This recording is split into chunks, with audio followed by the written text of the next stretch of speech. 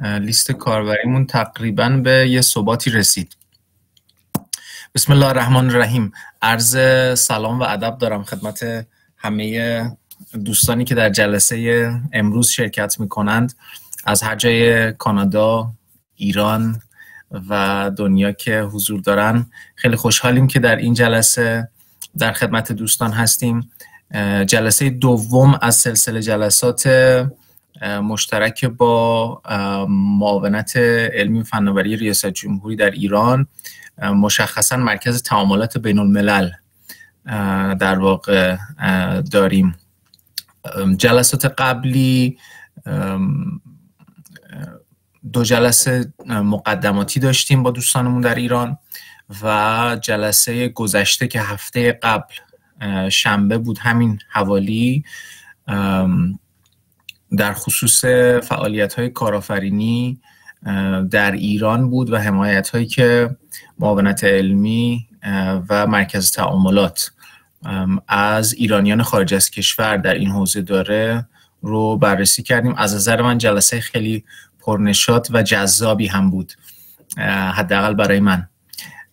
جلسه دوم که جلسه امروز باشه در حوزه مسائل پردغدغه و چالش سربازی هستیم و امروز در خدمت جناب آقای سیدآبادی از دوستانمون تو مرکز معاونت علمی و فناوری ریاست جمهوری مرکز تعاملات بین الملل در خدمتشون هستیم که در این حوزه اطلاعات کافی و وافی انشالله به همون بدن. برخی از ماها از چند هفته پیش که جلسه مقدماتی شروع شد با آقای سیدآبادی در تماس بودیم، یه سری مطالب رو رد و بدل کردیم. امروز هم یک فرصتی هستش که مجدد اطلاعات جزئی تر و دقیق تر و شاید شخصی تری رو به اشتراک بذاریم و ایشون هم کمک کنن تا بتونیم در این حوزه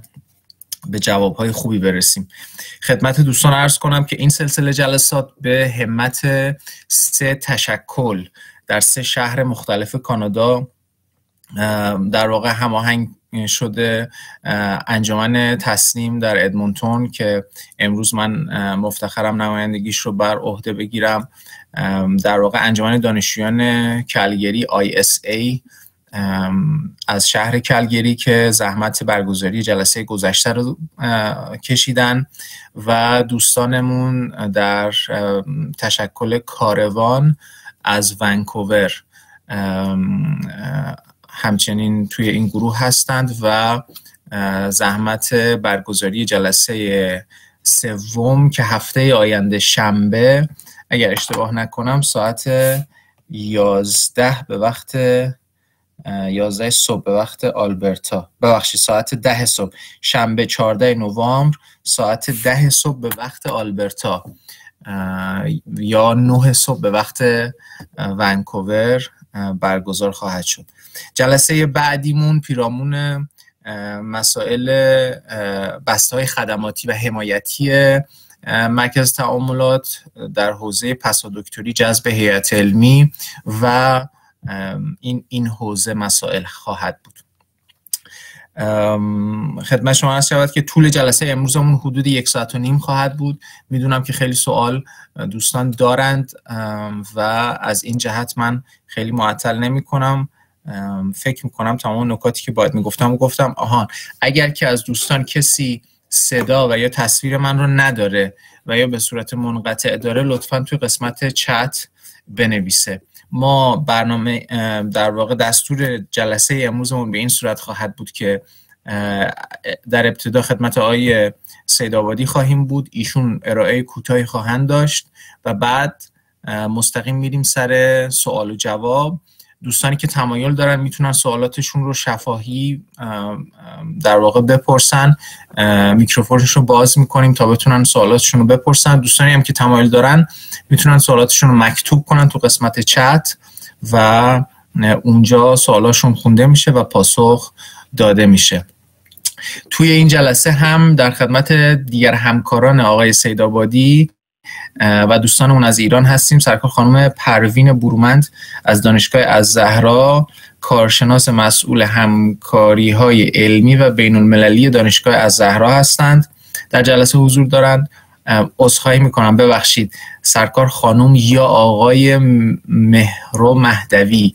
عذرخواهی میکنم اگر درست تلفظ نکردم. متوجه نشدم آقای پز. سرکار خانم مهرو مهدوی. عذرخواهی میکنم خانم مهدوی. سرکار خانم مهرو مهدوی، رابط پایگاه مؤسسه توسعه دانش فردای ایرانیان هم در جلسه حضور دارند و سرکار خانم مریم قاسمی که کارشناس مرکز تعاملات بین‌المللی علم و فناوری هستند، همکار آقای سیدآبادی، و سرکار خانم یا آقای رزاقی از دانشگاه شریف هم در خدمتشون هستیم. از همه بزرگوارانی که تو این جلسه حضور دارند از هر جای دنیا، مخصوصا دوستانمون از مرکز تعاملات در ایران که به لطف اونها این جلسه برگزار شده، تشکر میکنیم. خیر مقدم مجدد. آقای رضا عرب آبادی از دانشگاه تحصیلات تکمیلی کرمان هم حضور دارند. خیر مقدم خدمت ایشون. از همه دوستان متشکریم.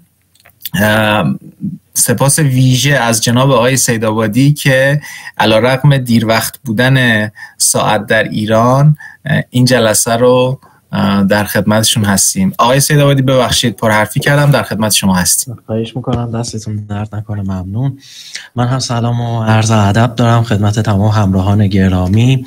من علیرضا سیدآبادی هستم، کارشناس عالی معاونت توسعه روابط علمی و سرمایه انسانی مرکز تعاملات بین‌المللی علم و فناوری. امشب با ارائه توضیحات مربوط به حمایت به نظام وظیفه تخصصی در برنامه همکاری با متخصصان و کارآفرینان ایرانی خارج از کشور خدمتتون هستم. من با ارائه انواع این تحصیلاتی که در حمایت نظام وظیفه تخصصی وجود داره شروع میکنم صحبتم رو. سعی میکنم خیلی کوتاه توضیحات رو خدمتتون ارائه بکنم که به سوالاتتون انشالله برسیم و بتونیم پاسخها رو داشته باشیم.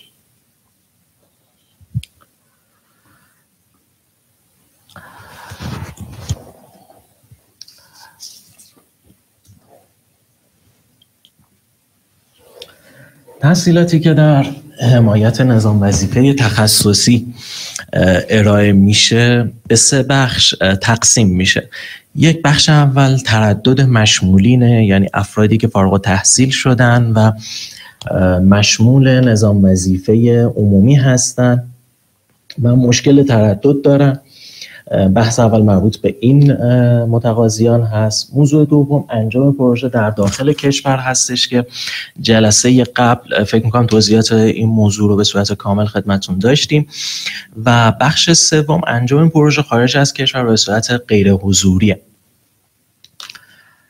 برای تردد مشمولی متقاضیان ما، کسایی که میتونن از این حمایت استفاده بکنن، دانش آموختگان مقطع دکترا از 100 دانشگاه برتر دنیا در نظام رتبه بندی سایمگ تاپ یونیورسیتیز و تایمز، اساتید تمام وقت 200 دانشگاه برتر دنیا، متخصصان و کارآفرینان فعال در یکی از مؤسسات شاخص علمی و فناوری یا شرکت‌های حوزه فناوری برجسته و معتبر بین المللی یا صاحبان شرکت‌های فناور معتبر بین المللی با در واقع این دسته از افراد هم مدرک ارشد میتونن داشته باشن، هم دکترا و از این حمایت بهره مند بشن.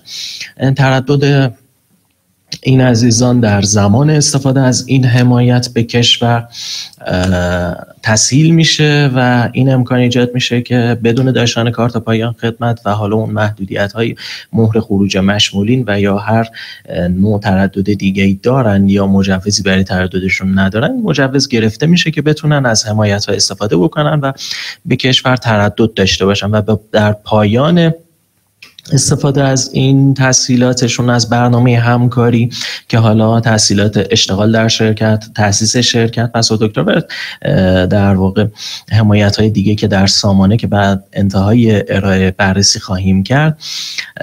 در پایان استفاده از اون حمایت اجازه ترددشون لغو خواهد شد. نوع دوم انجام پروژه در داخل کشوره که متقاضیان با مقطع فارغ التحصیلان کارشناسی ارشد و دکترا 400 دانشگاه برتر، اساتید تمام وقت 400 دانشگاه برتر، فعالان حوزه فناوری و یا صاحب شرکت و کسب و کار خارج از کشور میتونن از این حمایت بهره مند بشن. حمایت مذکور پس از شروع پروژه طی 14 ماه باید پروژه رو انجام بدن و 45 روز هم دوره آموزشی دارن. منتها الان به دلیل شرایط کرونا این 45 روز به 30 روز تقلیل پیدا کرده. حالا انشالله این شرایط رفع شه دوباره 45 روز دوره آموزشیشون خواهد بود. حتی اکثر 19 ماه میتونه ادامه پیدا بکنه و در پایان این حمایت کارت پایان خدمت دریافت میکنن. این پروژه جایگزین خدمتشون خواهد بود. نوع دیگه حمایتی که در حمایت نظام وظیفه تخصصی وجود داره انجام پروژه در خارج از کشوره. در این حمایت دانش آموختگان دوره دکترا از 100 دانشگاه برتر دنیا، اساتید تمام وقت 100 دانشگاه برتر دنیا و متخصصان و کارآفرینان فعال در یکی از مؤسسات شاخص علمی و فناوری یا شرکت‌های حوزه فناوری برجسته و معتبر بین‌المللی یا صاحبان شرکت‌های فناوری معتبر که حداقل میتونن با مقطع کارشناسی برای این موضوع درخواستشون رو ثبت بکنن، میتونن از این حمایت استفاده کنن. منتها این من موضوعی که الان خدمتتون بابت متقاضیان عرض میکنم شرایط لازمه. پس از اگر این شرایط داشتهشون میتونن درخواست رو ثبت بکنن. پس از بررسی و امتیاز بندی پرونده‌ای که ارائه کردن نتیجه مشخص میشه که امکان استفاده از این حمایت رو دارن یا خیر. حمایت مذکور پروژه تحقیقاتی و پژوهشی هستش که پس از سپری شدن اون که حالا از 14 ماه تا حد اکثر 2 سال میتونه ادامه پیدا بکنه در تمام پایگاه‌های همکار ما که توی سامانه قابل مشاهده هستن. البته شرکت‌ها خیر مراکز علمی تحقیقاتی در واقع غیر خصوصی امکان ارائه این پروژه رو دارن. در پایان این پروژه انجام این پروژه و این حمایت هم کارت معافیت به متقاضیان داده میشه. این حمایت انجام دوره آموزشی رو نداره. برای اینکه حالا بتونین پایگاه‌های همکار ما رو مشاهده بکنین، سامانه ما connect.isti.ir از بخش بسته‌های حمایتی تب دوم میتونید حمایت هایی که خدمتتون عرض کردم برای بحث تردد استفاده بکنین. برخی از حمایت ها به صورت مجازی حالا توی جلسه آینده خانم قاسمی توضیحش خدمتتون ارائه خواهد شد. میتونین ضمن داشتن پروژه جایگزین حالا به هر یک از دو روشش انجام پروژه از یکی از این حمایت های دیگه هم بهره مند بشید. برای اینکه بتونین با پایگاه‌های همکار ما آشنا بشین، یعنی مراکزی که طرف قرارداد ما در برنامه همکاری با متخصصان و کارآفرینان ایرانی خارج از کشور هستن، میتونین از بخش پایگاه‌های همکار این رو مشاهده بکنین. در تمام کشور ما پایگاه‌هایی رو داریم که میتونین توی اونها این پروژه رو بگیرید و انجام بدید. برای درخواست نیاز به داشتن گواهی ارزشنامه نیست، ولی برای اینکه درخواست شما تایید بشه لازمه که شما ارزشنامه وزارت علوم رو داشته باشید. برای اینکه بتونید ارزشنامه وزارت علوم رو بگیرید قبل از اون نیازه که شما تاییدیه کنسولی برای مدارک دانش آموختگی خارج از کشورتون داشته باشید.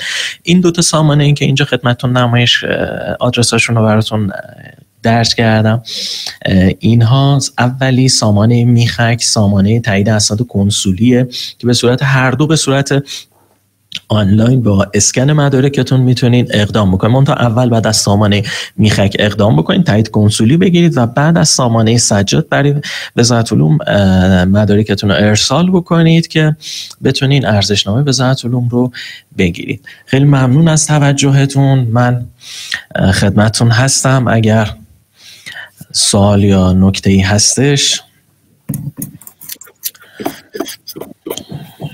آقای سیدآبادی ممنونم. معمولا ارائه ها خیلی طولانی و زمانبر هست. ارائه شما بسیار پرمغز و کوتاه و خیلی خوب بود. میدونم که دوستان تو این زمینه سوال خیلی زیادی دارن. من چند تا سوال نوشتم که میتونم خودم بپرسم ازتون، منتها میخوام با دوستان شروع کنم. اگر که من 2 تا نکته رو عرض بکنم خدمت دوستان. یکی این که اسلاید هایی که جناب آقای سیدآبادی ارائه کردند رو از همین فضا میتونید دانلود بکنید. دوستانی که جلسه پیش همراه ما بودن میدونن، دوستانی که تازه در این جلسه شرکت میکنن، اگر که صفحه شما مشابه صفحه من باشه، سمت بالای صفحه سمت چپ یه آیکانی هست حالت پلی مانند که اگر روی اون کلیک بکنید یه صفحه جدیدی براتون باز میشه و از اون طریق میتونید اسلایدهای آقای سیدآبادی رو در واقع دانلود بکنید تحت عنوان Session 2 Military Services from Abroad. در واقع اسم فایل هست. حق تقدم سوال پرسیدن رو به دوستانی میدیم که دستشون رو میبرن بالا و بخوان میکروفونشون رو باز بکنیم تا شفاهی سوال بپرسن. اگر دوستان سوالی دارن بفرمایند، اگر نه از توی چت آقای سیدآبادی اگر صلاح میدونید شروع بکنیم سوالا رو بخوندن تا اولین دوستی که دستشو برد بالا من میکروفونشون رو آزاد میکنم تا سوالشون رو جواب بدیم. خواهش می‌کنم. من شماره همراه هم برای عزیزان گذاشتم. هر یک از دوستان سوالی در این خصوص داشتن، حالا اینجا وقت نشد یا بعداً خاطرشون اومد، میتونن توی واتساپ با من در ارتباط باشن، سوالشون رو مطرح بکنم، من پاسخش خدمتتون ارائه خواهم کرد. آقای من اسمشون رو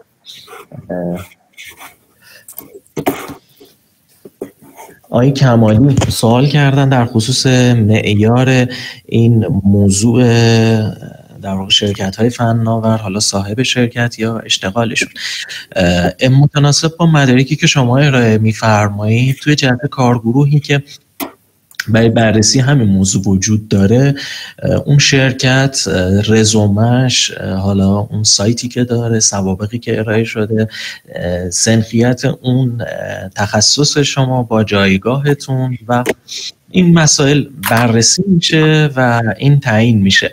این یک داکیومنتی نیستش که ما جایی گذاشته باشیم بتونید چک بکنین. حالا رزومتون رو که ارائه بکنین بررسی میشه، بهتون اطلاع رسانی خواهد شد. من آقای حسین سوال کردن که منابع تشخیص کدامن. عرض کردم خدمتتون سایماگو، تایمز و تاپ یونیورسیتی.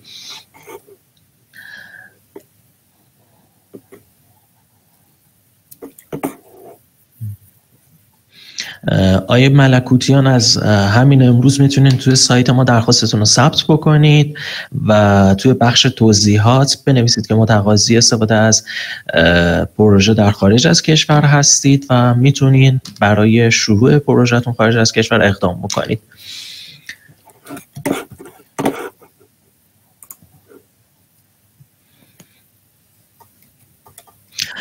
وزارت بهداشت، من برای وزارت بهداشت سامانه آنلاینشون رو نداشتم، ولی اگر چیز هست به من یه پیام توی واتساپ بدید آقای وحید، مورد نیازتون هست من بررسی میکنم براتون سامانه برخط آنلاین وزارت بهداشت رو هم آدرسش رو ارسال میکنم.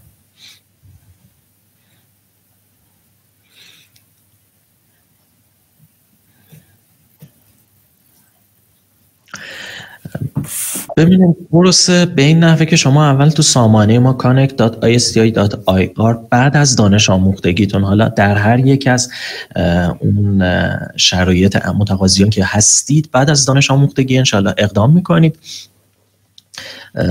درخواستتون رو ثبت میکنید، بررسی میشه، حالا بهتون اطلاع رسانیش انجام میشه طی 10 روز تا نهایت 2 هفته در صورتی که شما ارزشنامه رو داشته باشین بررسی میشه. در این صورت نتیجه اولیه بهتون اطلاع داده میشه تا شما بتونید مدارکتون تکمیل بکنید و انشالله برای تایید نهایی پروندهتون مجدد توی جلسه کارگروه ارائه بشه. و شروع پروژه خب وابسته به این که شما چقدر در واقع آشنایی با اون استاد و فضای دانشگاه داشته باشید و بتونین سرعت توی اون تهیه پروپوزال داشته باشین متغیره، ولی از حدود 2 هفته تا 2 ماه تعریف پروپوزالتون زمان میبره معمولا. آقای سیدآبادی عذرخواهی میکنم، 2 تا خواهش ازتون داشتم. یکی این که سوالاتی که توی چت هست رو اگر که لطف کنید بخونید و بعد جواب بدید. اگر کسی از دوستان سوال رو نخونده اینطوری باعث میشه که همه بدونن به چه سوالی دارید جواب میدید. آقای ملکوتیان دستشون رو بردن بالا، اگر اجازه بدید من میکروفونشون رو باز کنم. آقای ملکوتیان من میکروفون شما رو باز کردم. سلام علیکم، صدا منو داری؟ سلام. بله سلام عرض می‌کنم خدمت.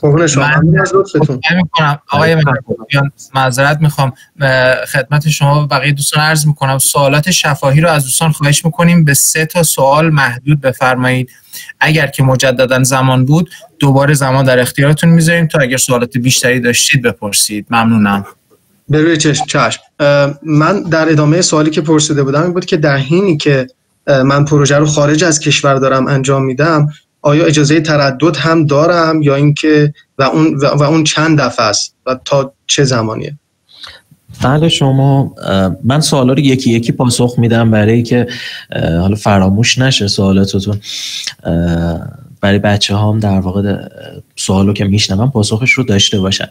شما در زمانی که خارج از کشور پروژه رو دارید انجام میدین مجوزش رو دارید که هر تعداد دفعاتی که لازمه به کشور تردد داشته باشید. پس از اینکه پروژه هم پایان پیدا بکنه و تایید بشه پایان پروژه، کارت معافیت بهتون داده میشه که شما میتونید دیگه بدون دغدغه از بحث نظام وظیفه تردد داشته باشید.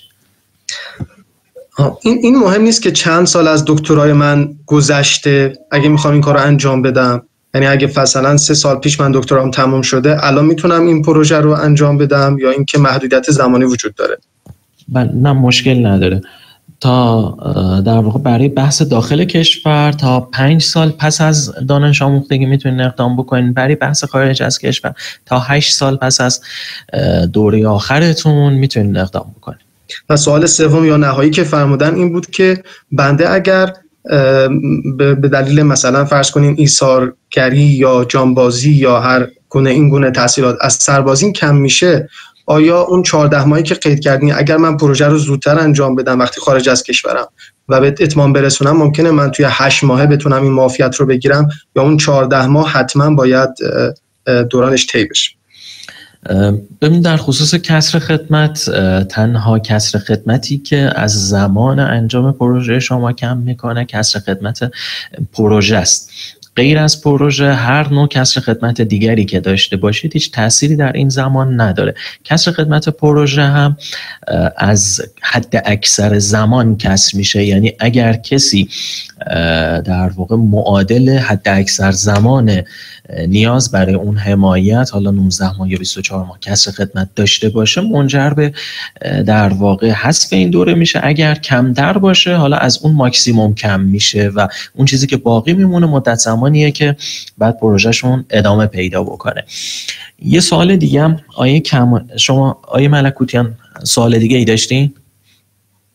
یه سوال دیگه آقای کمالی پرسیده بودن اینکه پروژه ها ماهیتش باید نظامی باشه.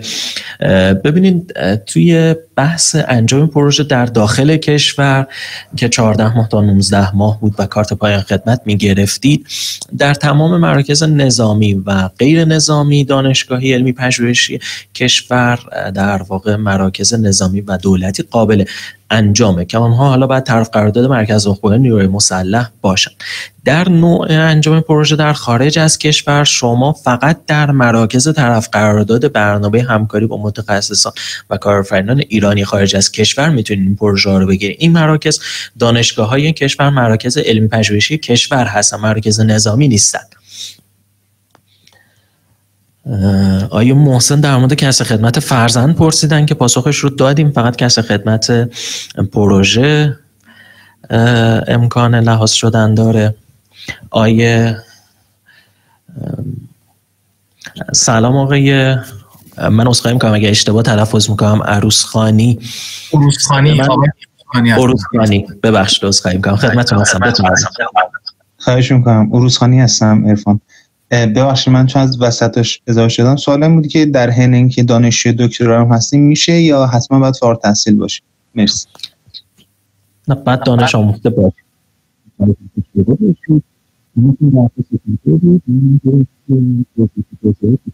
نشیده باشید نیازه که بعد از اینکه دانش بدید جانم ببخشید نمیدونم فقط سیستم من بود یا بقیه دوستانم صدای شما رو خوب نداشتیم. اگر لطف کنید یه بار دیگه جواب بفرمایید ممنون میشم. ایشون سوال کردن که در زمان دانشجویی میتونن درخواست بدن و از این حمایت بهره مند بشن. پاسخش خیر هست. شما باید دانش آموخته باشید و برای اینکه بتونید از این حمایت استفاده بکنید ارزشنامه وزارت علوم رو هم تهیه بفرمایید. بسیار خوب، متشکرم. آقای سیدآبادی یه سوال همینجا من بپرسم. اگر چون مرتبط هست، اگر که در واقع فردی 2 مدرک تحصیلی رو در کانادا گرفته باشه، یعنی دانش آموخته مثلا فرض کنید کارشناس ارشد باشه و الان در حین دکتری باشه یا از ایران مثلا ارشدش رو گرفته باشه، آیا به استناد مدرک تحصیل قبلیش این امکان براش هستش که از این خدمات استفاده بکنه یا باید صبر کنه که مدرک تحصیل فعلیش به اتمام برسه؟ نه، بعد صبر بکنن تو آخرین مقطعی که مشغول به تحصیل هستن فارغ التحصیل بشن. بسیار خوب. آقای عروسخانی دستشون رو بردن بالا، نمیدونم یا از دفعه قبله. آقای عروسخانی چون یه سوال شما بیشتر نپرسیدید من دوباره میکروفون شما رو باز میکنم. اگر که سوالی دارید تا 3 سوال ما میتونیم در خدمت شما باشیم. بله ببخشید این سر قبلی من ادامه داشت، سوالم قطع شد یه لحظه همچین. سوال دوم بودش چون برای داخل کشور فکر میکنم اینطوری که در حین دانشجوی دکترا، یعنی آخرین آپدیت من این بودش که در حین دانشجو بودن میشد پروژه رو انجام داد، چون خودم قبلا داشتم پروژه رو از بنیاد ولی خب بعدش انصراف دادم دانشگاه دفاع ملی. خواستم ببینم پس اگر خارج از کشور باشیم نمیشه در حین دانشجویی، درسته؟ بله دقیقاً. شما باید دانش آموخته باشید. خیلی ممنون، متشکرم از توضیحات. من سوال دیگه ندارم. متشکرم. خیلی. آقای تابش هم دو سوال داشتن. صدای من اکو میشه یا؟ آقای تابش هم 2 سوال داشتن. یکی این که غیبت داشته باشن هم میتوانن از این پروژه استفاده بکنن که خدمتتون عرض کردم. بله مشکلی ایجاد نمیکنه. برای انجام سوال دومشون، برای انجام پروژه لازم است ابتدا با ارگان‌های همکار هماهنگ کنیم و پروژه رو تعریف بکنیم.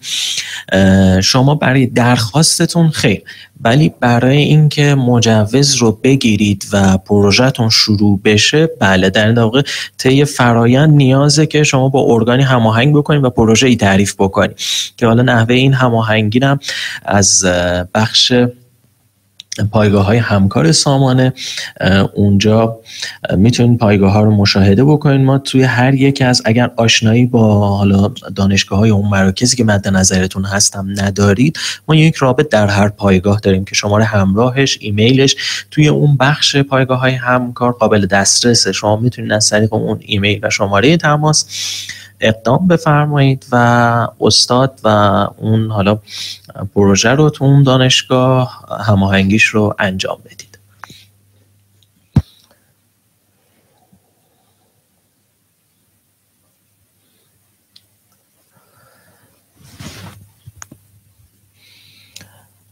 دوستان اگر سوالی دارن من خدمتتون هستم. من فکر میکنم سوال هایی که بود رو پاسخ دادیم.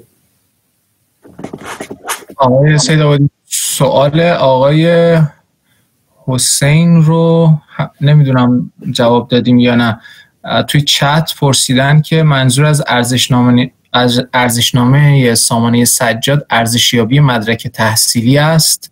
این یه سوال دومش این هستش که در این صورت اگر از قبل مدرک تحصیلی تایید شده داشته باشیم نیازی به سامانه میخک و سجاد نیست؟ آیا حسین اگر شما مدرک تاییدیه‌ای که می‌فرمایید مال آخرین مقطع تحصیلیتون هست که حالا قبل اقدام کردید ارزشنامه وزارت علوم رو برای اون مقطع دریافت کردید، خیر نیازی نیست دیگه مجدد اقدام بفرمایید.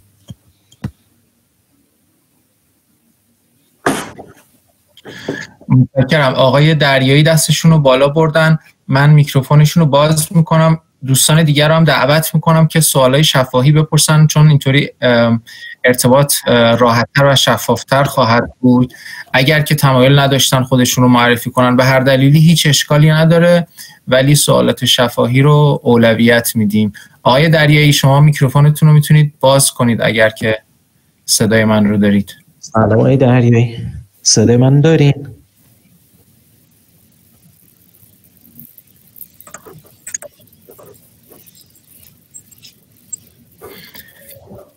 آقای دریایی من میکروفونتون رو خاموش میکنم، یه بار دیگه باز میکنم، نمیدونم الان دسترسی داریم یا نه. بسیار خوب، ظاهرا یه مشکل فنی هست. من میکروفون شما رو قطع میکنم آقای دریایی، میکروفون آقای حسین رو باز میکنم. آقای حسین در خدمتتون هستم، بفرمایید. سلام، صدای من رو میشنوید؟ بله صداتون دارم. سلام عرض میکنم خدمتتون. سلام، منم خیلی ممنون از زحمات شما. یکی این که در مورد گفتید که دانشگاه‌های برتر رو شناسایی میکنید، گفتید اون منبعش رو، فقط میشه بعدم یک کلمه‌ش رو فقط بنویسید چون من متوجه نشدم. و اینکه حتما چون یعنی باید فقط حتما توی اون حالا اون منبع جزء سطح اول باشه.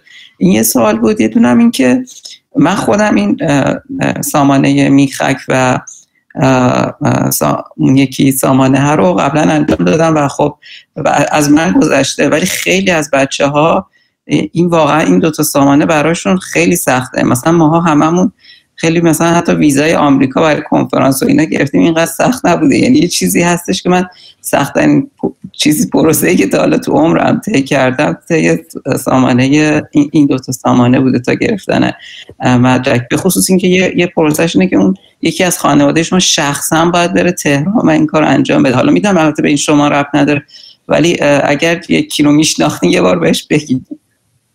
حتما. من حالا اگر موضوعی هستش در این خصوص پیشنهاد و انتقادی داریم بفرمایید، حالا به دوستانی که هستن انتقال خواهیم داد. اگر بحث اون بارگذاری مدارک تو ایران داک رو میفرمایید، فکر میکنم جدیداً این مشکل رو حلش کردن. برای بحث سامانه میخک هم یه مقدار بستگی به اون کشوری داره که شما ازش فارغ التحصیل شدید. حالا یه باز زمانی رو زمان میبره تا وزارت امور خارجه بتونه تایید کنسولی اون مدرک رو ثبت بکنه. باز اگر موضوعی از خدمتتون هست. فقط این که ببخشید به عنوان آخرین، چون از من از گذشته دیگه برای من، یعنی برای خودم واقعا نمیگم، ولی اصلا مدارکی هم که میخوام بعضیاش خیلی پیچیده است و اینا. و اینکه مثلا حالا این خیلی مثلا ساده شه، ولی کپی تمام صفحات پاسپورت، یعنی شما برای ویزای آمریکا هم همچین چیزی نمیخواید که یعنی حتی صفحات خالی رو هم باید براشون بفرستید. حالا این فقط یه چیز کوچیکی بودش که میخواستم بگم، ولی میدونم برای خیلی از بچه‌ها سخت هستش. خیلی ممنون. در این خصوص موضوعی هستش میتونید توی واتساپ بر من بفرستید، حالا با دوستان به اشتراک میگذارید. مرسی. خواهش میکنم. من تاکید بکنم 2 نکته رو خدمت دوستان. یکی این که توی این سامانه کانکت که آقای سیدآبادی فرمودن در ارائهشون، حتما توصیه میکنم که همه دوستان عضو بشن. خیلی سریع و راحت عضویت در این سایت امکان پذیر هست. من خودم عضو شدم، انجام دادم که خدمت دوستان عرض میکنم. از اون طریق یه فتح بابی میشه برای اینکه بتونن از خدمات مختلف از جمله بحث سربازی استفاده بکنن. از طرف دیگه من به تجربه عرض میکنم که آقای سیدآبادی و همکارانشون در پاسخگویی از طریق واتساپ بسیار بسیار سریع و خوب عمل میکنن تا به امروزی که من تجربه داشتم.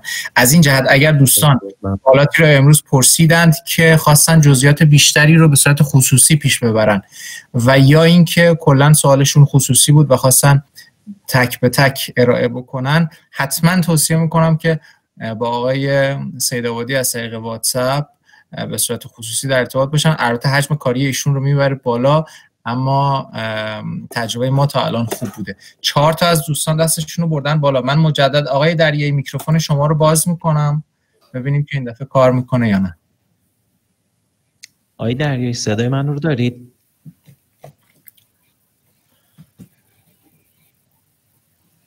آقای دریایی؟ خب من میگم تا صدا وصل بشه من یکی از سوالاتی که بچه تایپ کردن رو بخونم پاسخ بدم، حالا تا شما با نفر بعدی رو هماهنگ بکنید. سوال کردن که در سامانه بخش جداگانه‌ای برای پروژه خارج کشور نداریم. من عرض کردم فعلا در یک بخشی در پایان بارگذاری مدارکتون بخش توضیحات داره، اونجا این نکته رو اشاره بفرمایید. به زودی این بخش ایجاد خواهد شد. من اگه اجازه بدید، نمیدونم آقای حسین همون حسینی هستن که یه بار سوال پرسیدن یا نه، ولی اگر که میکروفونتون رو باز میکنم، اگر سوال پرسیدید ازتون خواهش میکنم که اجازه بدید بقیه دوستان سوالشون رو بپرسن بعد مجدد. بسیار. آقای ادیب نیا در خدمت شما هستیم، میکروفون شما رو الان باید بتونید باز. سلام آقای ادیب نیا، خدمتتون هستم، بفرمایید. صدای من دارین؟ بله صدای من دارین شما؟ بله بفرمایید. بخشید در مورد شما فرمودین که پروژه کسری که میشه انجام داد واسه، یعنی گفتین اگه پروژه کسری انجام بدیم از اون 14 ماه کم میشه، درسته؟ از حد اکثرش کم میشه. مثلا برای داخل کشور از 19 ماه کم میشه، برای پروژه خارج از کشور از 24 ماه. بعد به حین اینکه دانشجوی دکترای خارج از کشور هم هستیم، امکان انجام این پروژه کسری هست واسمون یا نه این هم باید یعنی فارغ التحصیل باشه؟ نه اینکه دانشجو هستید شما میتونید پروژه کسب خدمت انجام بدید، ولی این پروژه کسب خدمت جزو حمایت‌ها و تحصیلات ما نیستش. باید حالا سفرهایی که به افرادی که داخل کشور این حمایت میبره، مثلا فقط با اعضای مرکز آموزش نوشتم در حال حاضر پروژه کسری رو حذف کردن و چند ماهیه که پروژه کسری دیگه تعریف نمیشه برای کسی. آها. من واسه خارج از کشورم خبر نداشتم، قبلا بوده و مشکل نداره. پروژه کسب خدمت محدودیتی بابت اینکه شما کجا هستید نداره. آها. مرسی. فقط یه شرط داره که شما حداقل مدرکتون کارشناسی ارشد باشه. درست. مرسی. خواهش می‌کنم. ممنون آقای ادیب نیا. من میکروفون آقای در واقع زارعی رو باز میکنم. آقای زارعی، ما میتونیم در خدمت شما باشیم. من اصلا میکنم یه نکته بگم. آقای دریایی ظاهرا همچنان مشکل دارن. آقای دریایی اگر میخواید سوالتون رو توی واتساپ بر من بفرستید یا اینکه تایپ بفرمایید، من اینجا میخونم سوالتون رو، پاسخش رو خواهم داد. بفرمایید. نفر بعدی آقای زارعی. سلام آقای زارعی، وقتتون بخیر، خدمتتون هستم، بفرمایید. متشکرم. من یه سوال داشتم. من الان قسمت ورود به سامانه رو که وارد شدم، قبلا من این درخواست رو پر کرده بودم، بعد نوشته که مرحله یا راستی آزمایی. حالا این مرحله راستی آزمایی یا بایستی که اون مدارک رو به صورت حضور بریم بنیاد یا میتونیم مثلا به یکی از اقوام بگیم برامون بیارن؟ شما ارزشنامه وزارت علوم رو توی شماره واتساپ من خدمتتون دادم. توی ارزشنامه وزارت علومتون رو برای من بفرستید. اگر نیاز به مدرک دیگه ای باشه من رو باهاتون هماهنگیشو انجام میدم. بنا به وجود حالا شرایط کرونا، حالا ما سعی میکنیم تا جایی که میشه از تردد شما یا در واقع خانواده و اینو جلوگیری بکنیم.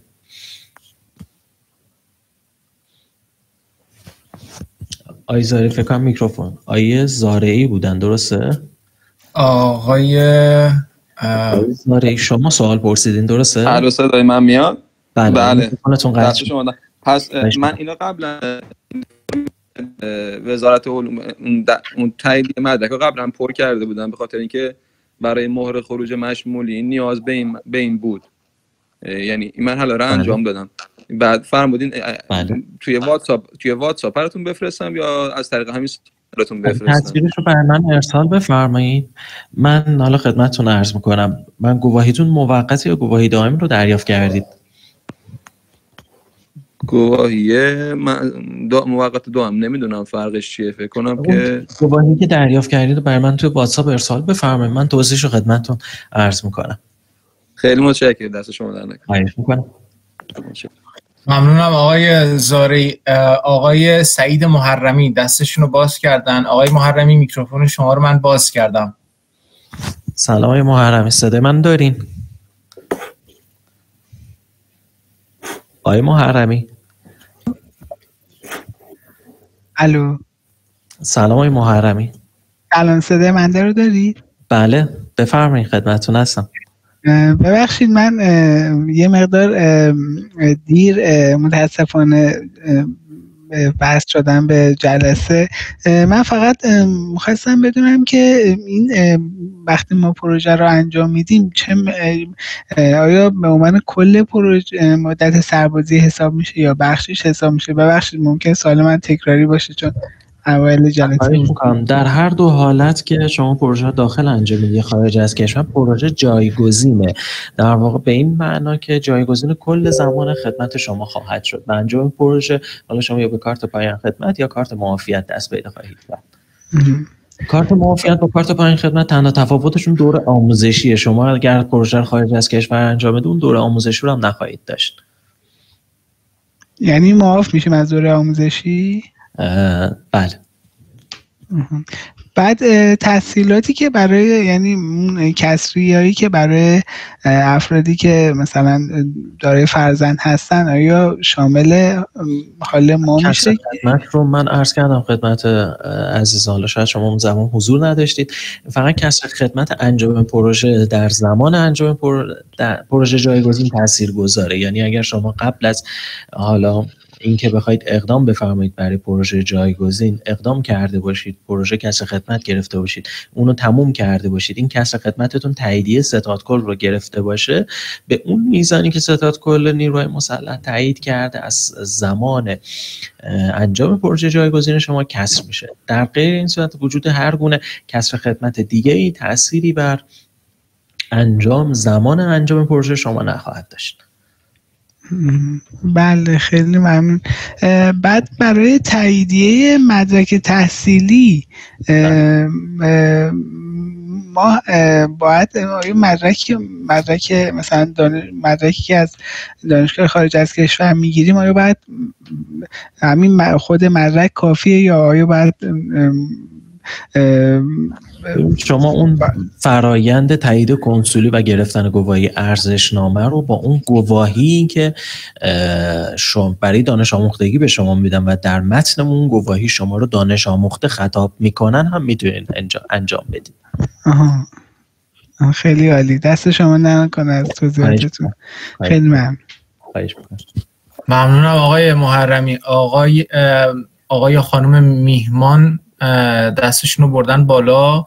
من میکروفون شما رو باز میکنم دوست عزیز، در خدمت شما هستیم. من فقط آقای دریایی اگر میتونین منتظر باشید من این در واقع سوالات شفاهی تموم بشه من پاسخ شما رو خواهم داد. سلام علیکم. سلام علیکم. خسته نباشید. من چند تا سوال داشتم از خدمتتون. یکی این که فرمودید که اون پروژه کسری خدمتی اگه یکی انجام داده باشه از 24 ماه کم میشه، یعنی مثلا اگه یکی 9 ماه پروژه کسری خدمت انجام داده باشه 24 منهای 9 میشه 15، یعنی عملا بیشتر از همون 14 ماه عادی میشه، یعنی هیچ سودی نداره. ببینید این حداقلش 14 ماه. خب شما ممکنه تو تهیه پروپوزال روی مسائلی در واقع حساب کرده باشید که بتونید تو 14 ماه پروژه رو تموم بکنید که بعد از اینکه وارد پروژه میشید نتونید تو 14 ماه تمومش بکنید. و این چنین نیستش که شما پروژه رو هر جای پروژه که باشید به سقف 14 ماه برسید پروژه تموم بشه. شما باید بتونید اون چیزی که به عنوان خروجی توی پروپوزالتون تهیه در واقع نوشتید رو دست پیدا بکنید. یعنی قبل از شروع پروژه مشخص میشه که چند ماه پروژه تعریف میشه یا یعنی بستگی به سختی مثلا پروژه داره؟ نه قاعدتا خب شما پروژهتون رو اون گانچارتی که توی پروپوزالتون تهیه میکنید روی همون 14 ماه میبندید. من اینو خدمتتون عرض کردم که اون موضوع ما در واقع بخوام بهتر خدمتتون عرض بکنم، همونطور که شما میفرمایید تو اون 14 ماهتون هیچ تأثیری نداره. وقتی تاثیرگذار خواهد شد که شما زمانتون قرار باشه طولانی‌تر از در واقع این 14 ماه بشه. بسیاره. بس سوال دومم اینه که آیا مشخصه که این پروژه جایگزین تحت نظارت مثلا ارتش، وزارت دفاع یا سپاه، یعنی ما این متولیش ماییم؟ شما تو پایگاهایی که طرف قرارداد مرکز نخبگان نیروهای مسلح هستن این پروژه جایگزین خارج از کشور رو انجام میدید؟ بسیار خوب. و سوال آخرم این که این قانون انشالله تا چند سال برقراره؟ به دوره خاصی برمیگرده؟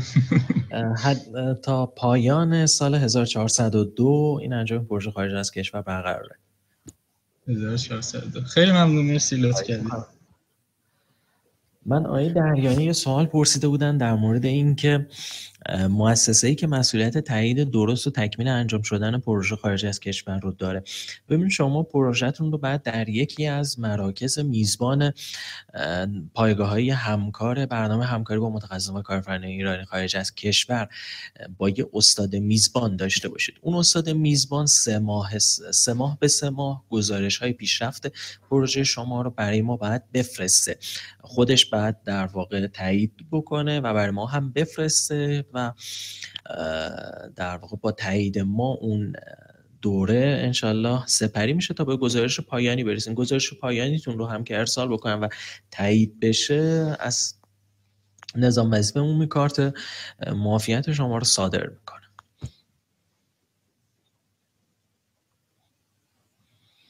نفر بعدی کاربرم عذرخواهی می‌کنم، شما آیی که کاربری که مهمان خودشون رو نامگذاری کردن سوال دیگه ای داشتید؟ فکر میکنم سوالشون رو پرسن. آقای سیدآبادی، توی اگر که برگردیم به چت ها، من فکر میکنم که آقای خانم رزاقی سوالی پرسیده بودن بالاتر که حالا به نوعی شما جواب دادید، منتها فرمودن مهلت زمانی برای افرادی که بیش از 8 سال از دکتراشون گذشته به هیچ عنوان قابل افزایش نیست. این متناسب با در واقع رزومه طرف شاید امکان پذیر باشه. حالا مجوزش برای اون افراد در اختیار ستاد کله. حالا ما میتونیم درخواست بکنیم و اون عزیزان مجوزش رو اگر صادر بکنن امکان انجام پروژه رو خواهند داشت. پس باید این از طریق شما پیگیریشو انجام بدن، یعنی فقط از طریق شما شروع کنن. بله. بسیار خوب. آقای ملکوتیان پرسیدن آیا استفاده از این تسهیلات منوط به عضویت در بنیاد ملی نخبگان می باشد یا خیر؟ من 2 نکته رو خدمتتون عرض کنم. اولا اینکه بنیاد ملی نخبگان بیش از یه چیزی حدود 9 سال تا 10 ساله که عضویت نداره. و نکته دیگه این که من حالا ابتدای صحبت هم خودمون رو معرفی کردیم، ما مرکز تعاملات بین المللی علم و فناوری هستیم که زیر مجموعه معاونت علم فناوری ریاست جمهوری، مثلا بنیاد ملی نخبگان نیستیم. برخی از حمایت‌های ما تاییدیه بنیاد ملی نخبگان و شیوه‌نامه‌هامون داره و حالا ارتباطی با بنیاد ملی نخبگان داریم، ولی ما مرکز تعاملات بین المللی علم و فناوری هستیم. پس برای اینکه شفاف سازی بشه، بنیاد از لحاظ چارت سازمانی بنیاد ملی نخبگان زیر مجموعه معاونت علمی فناوری هست، درسته؟ بله دقیقاً. پس در واقع 2 مجموعه‌ای هستید که زیر مجموعه معاونت علمی فناوری، ما به عبارتی واحد بین الملل معاونت علمی فناوری میشیم. بسیار خوب. خیلی هم خوب.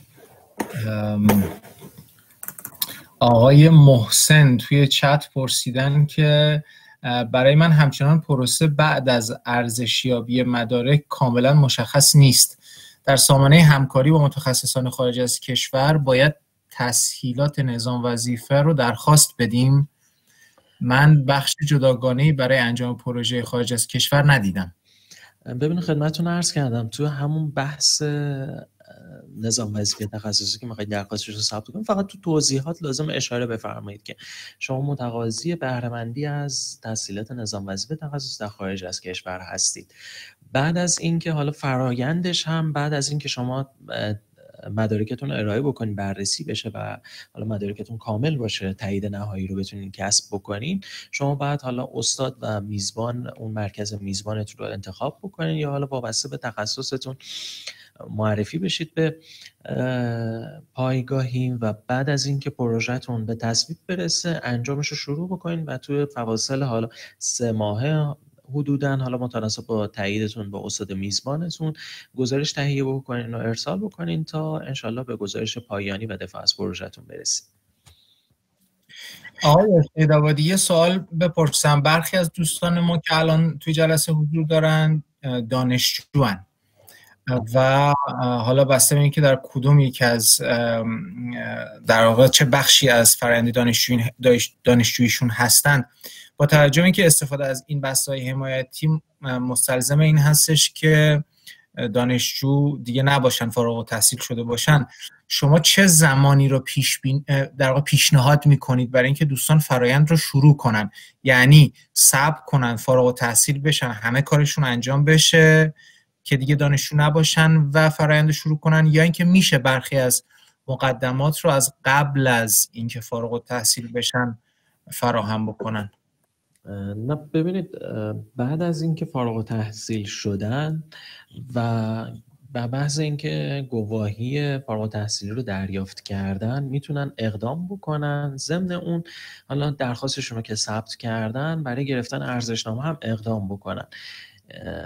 وقتی دانشجو هستن امکان پذیر نیست، چون وقتی دانشجوان خب نمیتونن مدرکی به ما ارائه بکنن که دقیقاً چه زمانی فارغ التحصیل میشن و میتونن ارزشنامه رو ارائه بکنن. بسیار خوب، ممنونم. آقای زارعی پرسن با سلام، آیا در وبسایت کانکت در بخش نظام وظیفه بایستی گزینه پروژه خارج از کشور انتخاب شود یا نوع پروژه چه داخل و چه خارج بعداً انتخاب می شود؟ ببین من اینو برای بار فکر کنم چندم خدمتتون عرض میکنم، فعلا همون حمایت نظام وظیفه رو انتخاب بکنن، درخواستشون رو کامل بکنن، ثبت نهایی بکنن. فقط قبل از ثبت نهایی توی بخش توضیحات اشاره بکنن که متقاضی استفاده از این حمایت برای انجام پروژه در خارج از کشور هستن.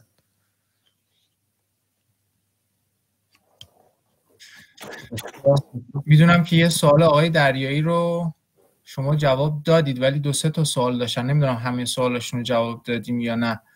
میخونم سوال رو، اگر جواب دادید که بگذاریم. سوال آقای دریایی این هستش که آیا مؤسسه‌ای که مسئولیت تایید درست و تکمیل انجام شدن پروژه خارج از کشور هست مرکز تعاملات هست یا اون مؤسسه‌ای که پروژه رو در اونجا تعریف کردند؟ این یه سوالشون بود. سوال دیگه این بود که برای تردد به ایران در حین انجام پروژه خارج از کشور از چه نهادی برای دریافت مجوز خروج باید اقدام کرد؟ سوال دوم آقای دریایی. سوال سوم آقای دریایی این هستش که آیا مشخص هستش که طرح انجام پروژه خارج از کشور تا چه زمانی از طرف مرکز تعاملات ادامه پیدا میکنه یا خیر، که فکر میکنم فرمودید تا 1402 هست؟ اون چیزی که الان مصوب شده تا 1402 این احتمالی که ادامه پیدا بکنه خب هستش. نکته دیگه که خواستم خدمتتون عرض کنم در خصوص تردد، این ترددها با درخواست مجوز از سوی مرکز تعاملات و صدور اون مجوز از طریق ستادکل نیروهای مسلح امکان پذیره. اون تایید مدارکشون هم که خدمتتون عرض کردم استاد میزبانشون تایید میکنن، برای ما ارسال میکنن، ما هم انشالله مورد تایید واقع بشه توی کارگروهمون برای ستادکل ارسال میکنیم. متشکرم آقای سیدآبادی. دوستانی که یه بار سوال پرسیدن اگر که تمایل دارن مجدد سوال بپرسن شفاهی، ما در خدمتشون هستیم، دستشون رو ببرن بالا تا من بتونم میکروفونشون رو باز کنم. دوست دیگری در چت تحت عنوان میهمان پرسیدن اگر فردی سابقه پروژه کسری خدمت 9 ماهه در دوره حضور در پاسخ دادید اینو؟ ببخشید هم پرسیدن. بسیار خوب، عذرخواهی میکنم. چند تا از دوستان مجدد پرسیدن که شماره‌تون رو آقای سیدآبادی در واتساپ گذاشتم، الان باز دوباره هم. ممنونم.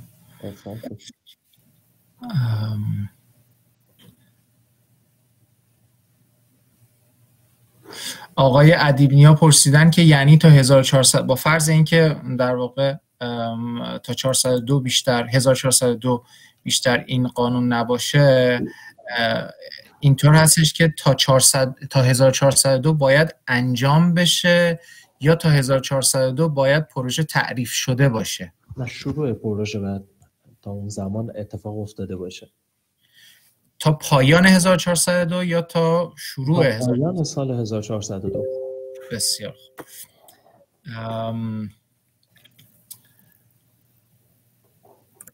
آقای وحید پرسیدن که به نظرتون آیا امکان تمدید این قانون بعد از 1402 هست؟ بله، احتمالش هستش. بسیار خوب. آقای تابش پرسیدن، فرمودن که با تشکر از توضیحاتتون، آیا پروژه باید در راستای رشته دکتری باشه یا میتونه مربوط به سایر موضوعات فناوری هم باشه؟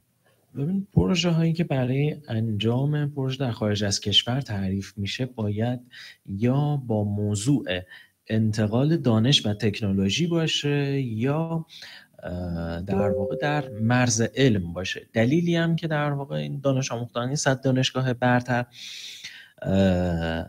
برای این موضوع امکان استفاده رو دارن همین. خب به هر حال شما که تو این دانشگاه‌های تاپ ترین دانشگاه‌های دنیا در حال تحصیل هستید، قاعدتاً پژوهشی که دارید لب مرز علمه و قاعدتاً پروژه که بخواید تعریف بکنین اگر در ادامه تحقیقاتتون باشه این موضوع رو محقق میکنه.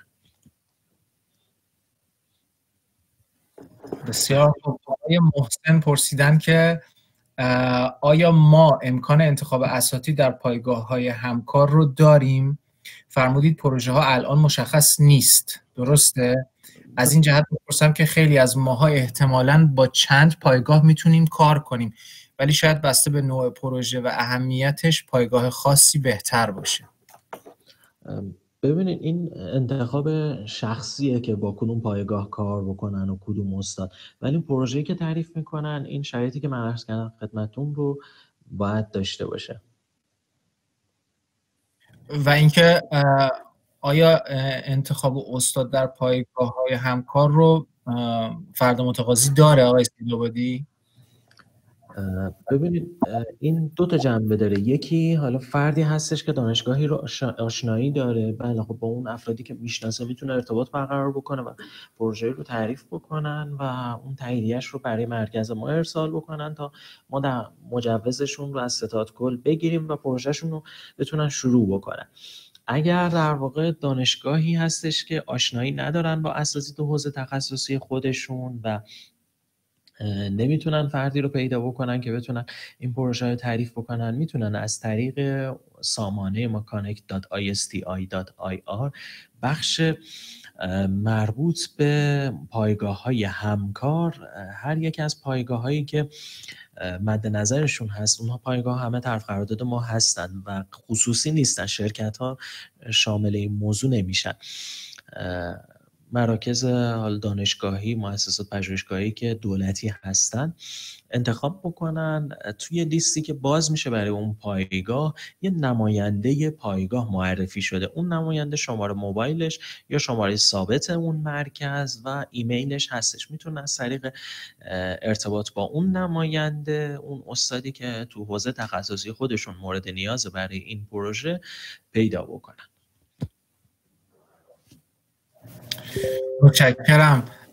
آقای مهدی پرسیدن، تشکر از وقت شما و توضیحاتتون. معذرت که بی‌تعارف میپرسم، این دوره ریاست جمهوری سال 1400 تمام می شود، چطور مطمئن باشیم تا سال 1402 این قانون ادامه پیدا می کند؟ ببینید، مسائل مربوط به نظام وظیفه چیزی هستش که در اختیار نیروهای مسلحه. یعنی این شیوه نامه مصوب ستاد کل نیروهای مسلحه. به این خاطر من خدمتتون عرض می‌کنم تا 1402 تا پایان سال 1402 ادامه پیدا خواهد کرد. این چیزیه که اونها به ما ابلاغ کردن.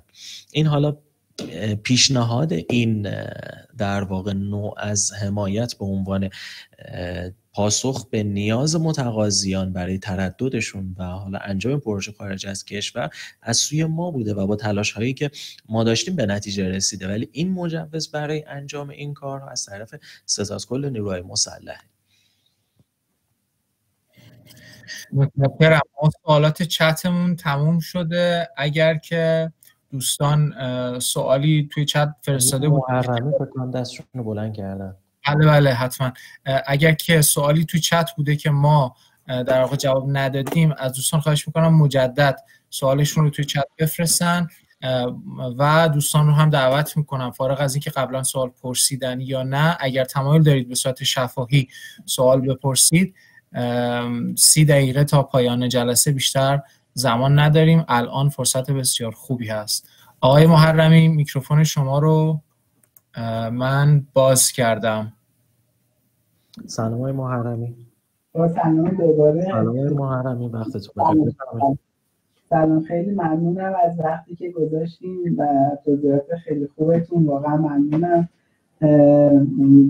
امیدوار شدیم بالاخره برای انجام پروژه سربازی. من سوالی که دارم اینه که تو طول انجام پروژه ما میتونیم رفت و آمد کنیم به ایران یا باید منتظر باشیم که پروژه دفعاتی که نیاز هستش بله میتونید تردد داشته باشید.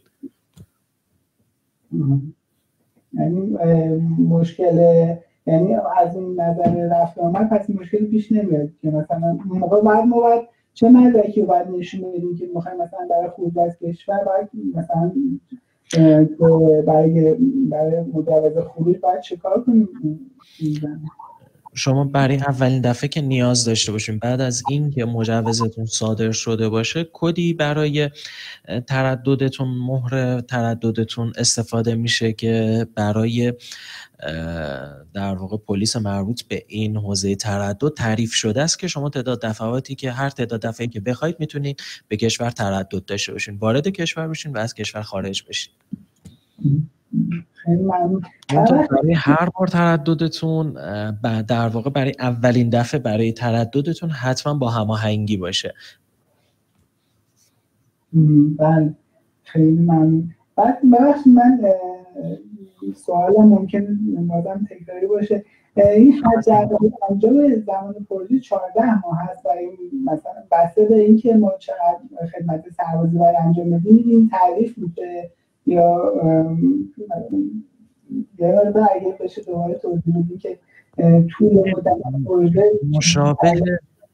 مشابه یک دوره پسا دکترا که حالا اکثر شما عزیزان آشناییت باش شاید داشته باشید. یه پروپوزالی که اول تهیه میکنین اون گان چارتش رو روی 14 ماه باید ببندید. کمتر از 14 ماه امکان پایان کار شما وجود نداره. اگر قبل از 14 ماه شما به اون خروجی پروژه که تعریف شده برسید، تا سقف 14 ماه همکاریتون رو باید با اون استاد و اون مرکز میزبان ادامه بدید تا انشالله پایان کارتون رو برای ما بفرستن به همراه تایید مدت زمان انجام پروژه‌تون. دست شما در نکنه، بازم خیلی ممنونم. خواهش میکنم، خدمتتون هستم. متشکرم آقای محرمی. اگر دوستان، من کسی دیگه رو نمیبینم دستش بالا. اگر اجازه است یکی از سوالات رو بخونم پاسخ بدم. بله آقای محسن سوال پرسیدن، فکر کنم آخرین سوالشون. ولی ایشون پرسیدن که نمونه پروژه‌ای هستش که بتونیم مثال بزنیم تا بتونیم ایده بگیریم. ببینید این موضوع همونطوری که توی جلسه قبل من خدمتتون عرض کردم از ابتدای آبان ماه تصویب شده. احتمال خیلی کمی هم وجود داره حالا یه تغییراتی در حد بازه زمانی و مسائل این چنین درش اتفاق بیفته که چون به تازگی تصویب شده، حالا احتمال داره این شرایط انجامش یه آپدیتی روش طی 1 ماه 2 ماه آینده اتفاق بیفته. آقای سیدآبادی، من یه گریزی بزنم از همین سوال. درسته که شما می‌فرمایید این در واقع از آبان تصویب شده و در واقع چند روزی ازش بیشتر نمیگذره.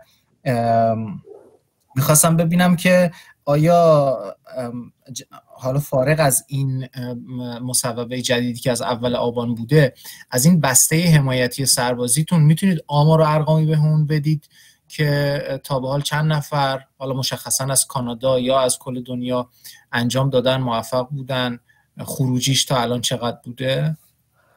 ببین تا به امروز بیش از 900 درخواست برای انجام پروژه جایگزین داشتیم که بیش از 600 پروژه تعریف شده و از این حمایت استفاده کردن. کانادا لول در واقع دوم متقاضیان هستش. بسیار خوب. آقای آرش عسکری پرسیدن که سلام، ببخشید ممکنه سوالم تکراری باشه، فقط یه پروژه امکان پذیره یا میشه دو تا هم گرفت که کل دوره خدمت رو پوشش بده؟ ببینید من عرض کردم خدمتتون این پروژه کلا جایگزینه، پروژه کسب خدمت نیست که شما بخواید دوبار بگیرید که پوشش بده. شما با یک بار انجام این پروژه در اون 14 ماه کل فرایند خدمتتون خاتمه پیدا میکنه. متشکرم. ما 20 دقیقه تقریبا تا پایان جلسه وقت داریم. آقای ملکوتیان دستشون بالاست. آقای ملکوتیان من میکروفونتون رو باز کردم. ممنونم قربان. من راستش سوالی نداشتم و فقط خواستم که صمیمانه تشکر کنم از تمام زحماتی که کشیدین، سوالاتی که به خوبی پاسخ دادین. ان شاءالله که خدا بهتون برکت بده و بدونید دعای خیر ما پشت شما هست. این کار بسیار بسیار مهمی بوده و دغدغه همه ماها بوده. زین پس هم طبیعتاً قراره مراجعه کنندگان به شما زیاد باشه. بدونین که خلاصه ثوابش جایی نمیره. ممنون از بردباری و صبرتون و همراهیتون. خیلی ممنون، متشکرم. من ارتباط شخصیم با همه عزیزان که برای این حوزه اقدام میکنن واقعا دوستانه است و از اینکه سوالی از من بپرسید ارتباط داشته باشین خوشحال میشم و تمام تلاشمون رو میکنیم که در بهترین حالت بتونیم هم پاسختون رو بدیم هم کارها رو انجام بدیم. همه حالا این برنامه و این توضیحات هم که خدمتتون انجام دادیم انجام وظیفه است. ممنونم، بزرگواری میکنین. فعلا خداحافظش. خواهش میکنم، خدا نگهدارتون باشه. بسیار خوب، ممنونم. آقای سعید محرمی مجدد پرسیدن که آیا امکان همکاری با دانشگاه‌های دولتی در تهران هست یا حتما باید با پایگاه‌های معرفی شده در واقع از نظام وظیفه باشه؟ یه توضیح آقای سیدآبادی مجدد عذرخواهی می‌کنم شاید تکراری باشه در مورد اینکه اصلا این پایگاه‌ها یعنی چی و کجاها هستن، کیا هستن، چجوری هستن. الان اگر اجازه بفرمایید من برای پاسخ به این سوال دسکتاپ رو شیر بگذاریم. ببینید الان همه تصویر در واقع سامانه ما رو دارن دیگه؟ بله من دارم، امیدوارم بقیه دوستانم داشته باشن. بسیار سامانه connect.isti.ir. در این سامانه شما بخش پایگاه‌های همکار رو که مراجعه بفرمایید، اگر اینترنت یاری کنه، در این بخش پایگاه‌های همکار میتونید پایگاه‌هایی که طرف قرارداد برنامه همکاری با متخصصان و کارآفرینان خارج از کشور هستن رو ببینید. دانشگاه تهران، شریف، دانشگاه علم و صنعت، امیرکبیر، شهید بهشتی، همه اینها جزو دانشگاه‌هایی هستن که توی تهرانن و طرف قرارداد برنامه ما هستن. دانشگاه خوارزمی، حالا به عنوان مثال من دانشگاه صنعتی شریف، اینجا هم میتونید جستجو بفرمایید، هم اگر میخواهید از حمایتی کنار پروژه جایگزین استفاده بکنید میتونید توی این تب بعدی که مربوط به تسهیلات هست. هر پایگاهی همه حمایت ها رو ارائه نمیکنه. البته دانشگاه های تهران و اکثر شهرها دانشگاه ها انواع حمایت رو دارن. حالا میتونین توی حوزه تخصصیتون جستجو بکنین یا نه با اسم اون پایگاه کار جستجوتون رو انجام بدید. اون به عنوان نمونه انجمن مهندسی شیمی ایران، نمایش اطلاعات رو که بزنید اطلاعات مربوط به اون حمایتی که انجمن مهندسی شیمی ایران داره که حالا سخنرانی و برگزاری کارگاه. این پایین میبینید نماینده این پایگاه، شماره همراهش و ایمیلش.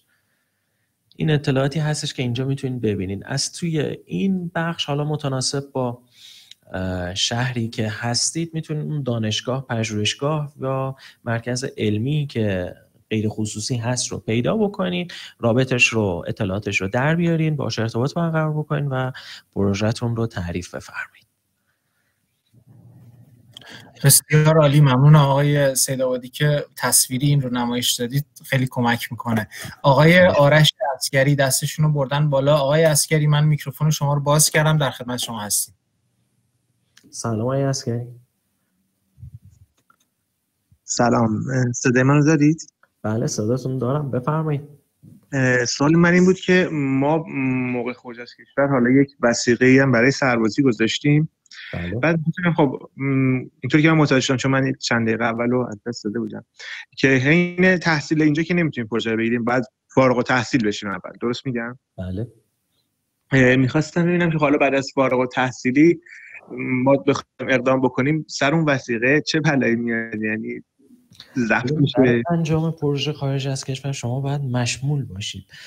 حالا این مشمول شدن شما میتونید بعد از دانش آموختگیتون اقدام بکنید که مشمول باشید، چون همونطور که مستحضر هستید پس از پایان تحصیلاتتون شما 1 سال فرصه دارید که برای بحث نظام وظیفتون تعیین تکلیف بکنید که میخواید به چه نحوی اقدام بکنید. اگر برای پروژه خارج از کشور اقدام بکنید شما غایب محسوب میشید و اون وثیقه توسط نیروهای مسلح ضبط خواهد شد. اگر بخواید پروژه رو داخل کشور انجام بدید، چون ببینید من این رو به این خاطر عرض می‌کنم خدمت شما، وقتی پروژه خارج از کشور می‌خواید انجام بدید یه مجوز تردد میگیرید برای اینکه شما معاف میشید از انجام خدمت. شما وقتی می‌خواید این کار رو انجام بدید نیاز به گرفتن برگ سبز ندارید و برگ سبز رو نمیرید بگیرید. به این خاطر نظام وظیفه عمومی شما رو به عنوان فردی که در واقع برای خدمتتون اقدام کردید نمیشناسه و شما وارد دوره غیبت میشید. ولی اگه پروژهتون داخل کشور باشه شما برای شروع پروژه باید برگ سبزتون رو بگیرید. اگر قبل از پایان اون 1 سال زمانی که برای تعیین وضعیت نظام وظیفتون دارید اقدام بفرمایید شما دیگه غایب محسوب نمیشید و اون ضمانت خروجتون رو بهتون برمیگرده. آقای عسگری میکروفون شما قطع شد، اگر مجدد سوال داشتید دستتون رو ببرید بالا تا من میکروفونتون رو باز کنم. آقای محسن در چت آقای سیدآبادی پرسیدن که شما امثال این جلسات رو از طریق کانالی مثلا توی واتساپ یا تلگرام اطلاع رسانی میکنید؟ تعداد بسیار زیادی از دوستان خارج از کشور میتونن استفاده کنن ولی فکر میکنم تعداد زیادی مطلع نیستن و یا خیلی موضعی در حد شهر یا ایالت ممکنه خبر بهشون برسه. من خدمت آقای محسن عرض بکنم قبل از اینکه آقای سیدآبادی بفرمایند، این جلسه رو در واقع از طریق کانال 3 تشکلی که عرض کردم در ابتدای جلسه، انجمن تصنیم، ISA کلگری و دوستانمون در کاروان در واقع ونکوور هماهنگی شده به همت دوستانمون در مرکز تعاملات در ایران و از طریق این کانال ها هست. ما بسیار مشتاقیم و علاقه‌مند که این جلسات رو ادامه بدیم ولی بسته به در واقع تمایل دوستانمون از این طرف در خارج از کشور در کانادا هست و امکان حضور دوستانمون در ایران که تا الان بزرگواری کردن و همراهی کردن. از این جهت اگر تمایل دارید که جلساتی از این دست، جلسه گذشته در خصوص خدمت شما عرض شود که بحث کارآفرینی بود، این جلسه در مورد سربازی، جلسه بعد در مورد دوره‌های پسادکتری، هیئت علمی شدن و امثال هم هست. اگر تمایل دارید این جلسات ادامه پیدا بکنه دعوت میکنم به یکی از این 3 تشکل در واقع ارتباط بگیرید تا ما هماهنگی هامون رو با دوستان انجام بدیم. علاوه بر این آقای سیدآبادی اگر که اطلاع رسانی رو خودتون مستقلاً دارید بفرمایید که در خدمتتون باشیم. خواهش میکنم. ممنون از توضیحات شما. دقیقاً من هم عذرخواهی میکنم، همین موضوع رو میخواستم خدمتشون اطلاع بدم. ضمن این که اگر سوالشون حالا یه سوال موردی هستش میتونن توی واتساپ برای من بفرستن یا برای هر یک از در واقع اعضای تیم ما ارسال بکنن تا پاسخش رو دریافت بکنن. ولی اگر فکر میکنن که داشتن همچین جلسه‌ای میتونه براشون مفیدتر باشه، قطعا از همین طریقی که شما فرمودید میتونن اقدام بکنن. ما خدمتتون هستیم، ارائه خواهیم داد. بزرگوارید. خوشحالیم که دوستانمون از آمریکا هم در جلسه حضور دارن. آقای محسن فرمودن که من در آمریکا هستم و از طریق دوستان به هم رسیده. اصلا در آمریکا همچین چیزی رو نشنیدیم. در نظر داشته باشید که این برای ما هم حالا اولی که آشنا شدیم تا حدودی جدید بود، در واقع آشنایی با دوستانمون در مرکز تعاملات و کلاً جدید هست و از این جهت طبیعی هستش که تعداد زیادی از دوستان ندونن. ولی خب دوستانی که در این جلسات حضور دارن الان سفیر این جلسه و مجموعه مرکز تعاملات هستن، اطلاع رسانی بکنن. ما در خدمتتون هستیم که مجدد جلسات رو برگزار بکنیم. آقای سیدآبادی، به نظر میاد که سوالات توی چت به اتمام رسیده. سرکار خانم پروین برومند از دانشگاه الزهرا فرمودن که دانشگاه الزهرا آماده همکاری برای طرح‌های جایگزین سربازی هست. شماره واتساپشون هم توی چت گذاشتن. دوستان اگر تمایل داشتن مستقیم با سرکار خانم برومند در ارتباط باشن. من تا دوستان اگر سوالی دارن توی چت بنویسن یا دستشون رو ببرن بالا، میکروفونشون رو باز کنم، از فرصت استفاده میکنم. چند تا سوال خودم نوشتم که ازتون بپرسم.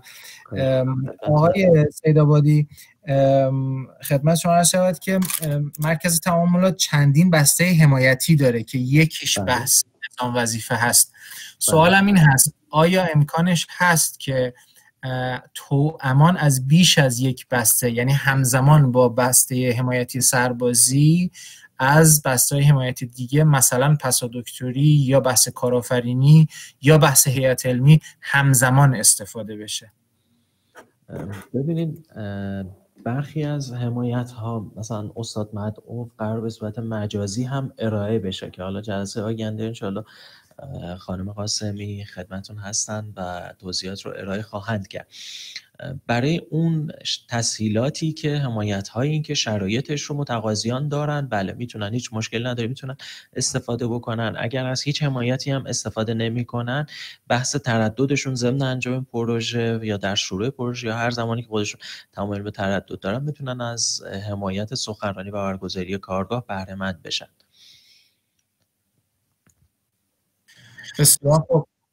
چون سرکار خانم قاسمی هم توی جلسه هستن، اگر نکته‌ای داشتن من یه نکته دیگر هم خدمتتون عرض بکنم. ببینید جدا از این که برای حمایت‌های دیگه میتونن اقدام بکنن، اگر حالا در پروژه خارج از کشور، برای پروژه داخل کشور این امکان وجود داره که توی یکی از همین پایگاه‌ها مثل دانشگاه الزهرا که خانم برومند اعلام آمادگی کرده بودن، پروژه جایگزین و پسا دکترا رو با هم بگیرن، از حمایت هر دو برنامه بهره مند بشن و یک پروژه رو برای هر دو منظور ادامه بدن. در کنارش برای جذب هیئت علمیشون هم اقدام بکنن و از اون حالا بسته‌های حمایتی که جلسه آینده ان شاءالله خانم قاسمی توضیح خواهند داد بهره مند بشن و بعد از در واقع اینکه جذبشون بخواد قطعی بشه، میتونن از پستاکشون انصراف بدن و قرارداد هیئت علمیشون رو ببندن. برای اون بحث کارت پایان خدمتشون برای بررسی سوابق نظام وظیفهشون تو درخواست هیئت علمیشون هم با شروع پروژه جایگزین داخل کشور بهشون گواهی داده میشه به اسم بلامانع جهت استخدام که با اون میتونن جایگزین کارت پایان خدمتشون باشه و کارهای جذبشون رو به سر انجام برسونن. این برای انجام پروژه داخل کشور. برای خارج از کشور میتونن حالا به صورت استاد مدعو مجازی یا در واقع بحث فرصت مطالعاتی و مسائل این چنین رو داشته باشن. بسیار عالی. اطلاعات خیلی خیلی خیلی خوبی بود و خبر خیلی عالی که در واقع یه تیر رو چند نشون میشه کرد و بسیار عالی. خدمت شما عرض شود که سوال دیگه‌ای که دارم خدمتتون این هستش که تا شما فرض بفرمایید که تمامی شرط لازم برای اینکه یه ثبت درخواست صورت بگیره حاصل شده و درخواست ثبت شده الان این تو سیستم شما میاد، از اینجا به بعدش رو به همون میگید چه اتفاقی میفته و بازه زمانی که این سوابقی که ارائه شده، حالا مقالاتشون، ریز نمرات، معدلشون، رنکینگ دانشگاهشون، همه این سوابق توی حالا جایگاه خودش امتیازدهی میشه، توی جلسه کارگروه بررسی میشه. برای افرادی که دانش آموخته دوره دکترا هستند برای پروژه خارج از کشور عرض میکنم خدمتتون 300 امتیاز، برای اساتید که هیئت علمی تمام وقت 200 دانشگاه برتر دنیا هستند 350 امتیاز، برای افرادی که به صورت فناور میخوان خودشون رو معرفی بکنن و از این حمایت بهره مند بشن 200 امتیاز کسب بکنن، میتونن از این حمایت بهره مند بشن. بسیار خوب. پس این وقتی که امتیاز بندی صورت گرفت بعد اون پرونده چه اتفاقی براش میفته آقای سیدآبادی؟ از سمت شما برای ستاد کل به عنوان فردی که مجاز به استفاده از این حمایت هست ارسال میشه تا درخواست مجوز بشه، به متقاضی هم اطلاع رسانی میشه تا ایشون بتونن پروپوزال طرح رو تهیه و تصویب بکنن تو اون مرکز میزبان. بعد از اینکه پروپوزالشون تهیه بشه و به تایید مرکز میزبانشون برسه و برای ما ارسال بشه، ما هم اون پروپوزال رو برای ستاد کل مجدد ارسال میکنیم تا انشالله اون فرایند صدور مجوزشون از طرف ستاد کل برای بحث ترددشون و در انجام این پروژه در خارج از کشور اقدام بشه و در نهایت ستاد کل پس از بررسی این سوابق و اطلاعاتی که ما براشون ارسال کردیم و تاییدیه ها مجوز رو صادر میکنن و متقاضی میتونه پروژهش رو در خارج از کشور شروع بکنه. و این فرایند داد و ستد بین شما و ستاد کل آیا احتیاجی هستش که متقاضی و یا خانواده او در ایران دخیل باشن در فرایندش، یا اینکه مستقلاً توسط شما انجام میشه؟ فقط ممکنه برای بحث راستی آزمایی مدارک این مورد ایجاد بشه، در غیر این صورت خیر نیاز به مراجعه نیستش. ارتباط ما از طریق واتساپ و ایمیلمون برقرار خواهد شد. فقط من یه نکته خدمت دوستان خواستم عرض کنم، اساتیدی که هیئت علمی هستن توی دانشگاه خارجی توی اسلاید ها 100 ولی 200 دانشگاه برتر دنیاست. حالا اینو تو فایلی هم که گذاشتید اگر امکان اصلاح باشه. بسیار خوب، ممنونم از تذکری دادید. و این فرایند در واقع تعاملات بین شما و ستاد کل تا در واقع پروژه به تایید نهایی، حالا فرایند به تایید نهایی برسه و متقاضی بتونه شروع کنه پروژهش رو، این فرایند چقدر زمان میبره آقای سیدآبادی؟ ببینید خب یک سوی این زمان بندی این قضیه خود متقاضیه که ایشون گواهی ارزشنامه‌اش و بقیه مدارکش آماده باشه یا خیر. اگر همه این مسائلی که به خود متقاضی مربوطه از سوی ایشون تأخیری به این فرایند ایجاد نشه، حدود 10 روز تا 2 هفته بررسیش توی مرکز ما زمان میبره. بعد از تاییدشون، حالا وابسته به آشنایی ایشون با اون پایگاه میزبانشون، حالا بین 2 هفته تا 1 ماه اون استاد و عنوان پروژه زمان میبره. بعد از اینکه پروژه تعریف بشه و اقدام بشه برای تهیه پروپوزال و برای ما ارسال بشه، ما هم به محض دریافت اقدام میکنیم. حتی اکثر نامه‌نگاری های ما با ستاد کل و تاییدیه‌شون حدود 2 هفته زمان میبره حتی اکثرش. حالا این زمان بندی، حالا اون 2 هفته اول و این 2 هفته حالا برای اخذ مجوزشون به علاوه تعریف پروژهشون که حالا یک زمانی بین 1 ماه تا 2 ماه زمان ببره، بخوایم جمع بزنیم حدوداً بین حدود 3 ماه زمان بندی شروع پیش از شروع این پروژه خواهد بود اگر خود متقاضی تأخیر رو به این زمان بندی اضافه نکنه. بسیار خوب، اطلاعات خیلی خوبی بود. ممنونم از شما سرکار خانم نازنین مقصودلو از فرمودن که بسیار ممنونم برای برگزاری این جلسه. قطعاً این جلسات بسیار مفید خواهد بود.